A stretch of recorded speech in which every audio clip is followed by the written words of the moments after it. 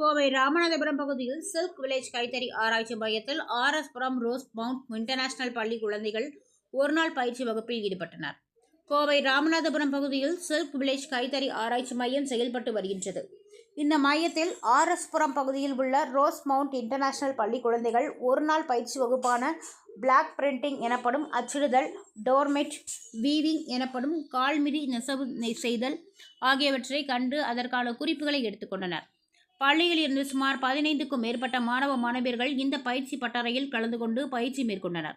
மேலும் கைத்தறி நெசவாளர்களின் பணிகள், நெய்தலில் உள்ள பல்வேறு நுணுக்கமான நுட்பங்களை மாணவ மாணவிகளில் கலந்து கொண்டனர். அப்பொழுது கைத்தறி நெசவு துறையில் தற்பொழுது வந்துள்ள பல்வேறு கட்ட புதிய யுத்திகள், நுணுக்கங்கள் அனைத்தும் இணைப்பது, துணிகளுக்கு சாயமிடுதல், வகைகள் ஊறமிடுதல் பயிற்சிகள், அவற்றை விற்பனைக்கு கொண்டு செல்லும் மாணவிகளுக்கு முழுமையான பயிற்சிகள் வழங்கப்பட்டது. இதனால் இனி வரும் தலைமுறைகள் கைத்தறி நெசவு முறைகளில் வெளிப்பாட்டின் துணிகளை அதிக அளவில் பயன்படுத்த ஊக்குவிக்கும் வகையில் அமைந்தது. இந்நிகழ்ச்சியில் சில்க் வில்லேஜ் கைத்தறி ஆராய்ச்சி நிறுவன மையத்தின் நிறுவனர் கைத்தறி முருகேசன், பழனிவேல் அறிவுரையாளர் ராஜாராம், சில்க் வில்லேஜ் பேராசிரியை ஜோதிமணி கலந்து கொண்டு மாணவ மாணவியர்களுக்கு பயிற்சிகளை வழங்கினார் என்பது குறிப்பிடத்தக்கது.